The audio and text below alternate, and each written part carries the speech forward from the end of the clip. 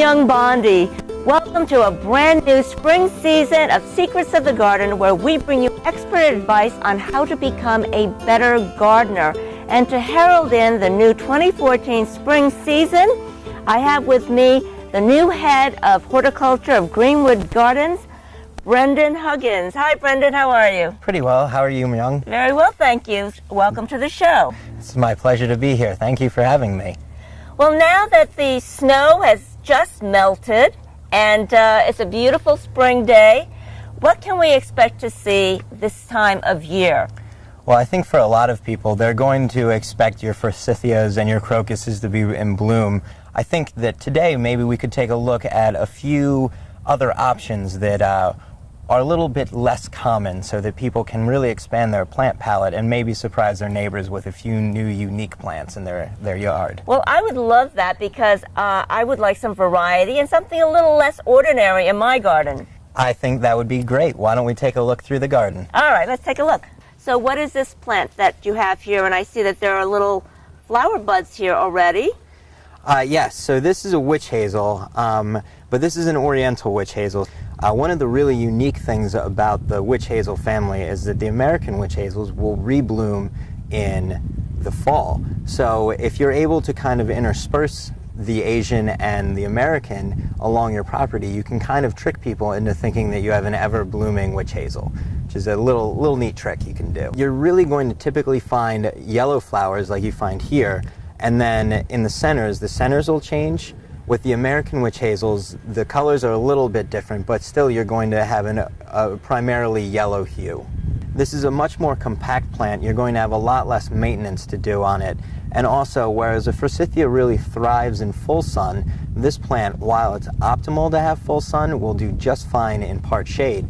And it was extremely hardy, as you saw earlier when the plant was blooming while it was still completely covered in snow. So this year, out here, we're having a little bit of a delayed bloom, but I would estimate that anytime kind of mid-February through mid-March, it's really going to be in its full splendor. Wow, remarkable that you have flowers during the middle of the coldest time of our season. It really helps you get through those last few weeks of winter. A welcome sight.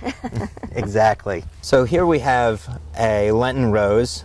This particular one is called Winter Bells Lenten Rose. And what makes this one so unique is that it will actually start blooming significantly earlier than your typical hellebore. These were named Lenten Rose because they bloom typically during Lent. This one will actually start blooming before Lent. And it looks like it's already bloomed and it's past its peak for some of them. Is that right? Yeah. So you can see here where some of these leaves have a little bit of winter damage on them, but you can also see the flower right here is definitely past its prime. And so in order to keep your plant kind of looking up to snuff, all you want to do is right down here at the base where it's coming off is just real gently clip, and then clip this one again.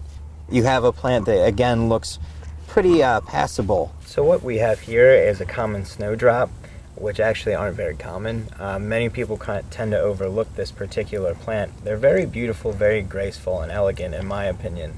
They have this beautiful white flower that you can see with a very kind of muddled green on the ends of it.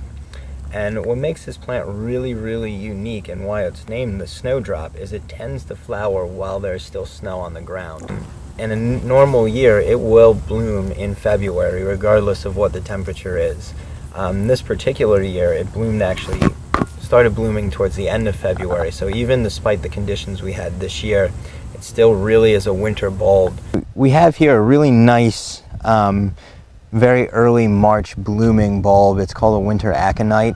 When you're trying to move away from things like forsythia and crocus, you know, here you have a bulb producing a very bright color and really replace the forsythia in terms of color. Once they're done blooming, they kind of disappear and you forget about them until next March. So it's really kind of nice and ideal if you're looking for a very low maintenance plant.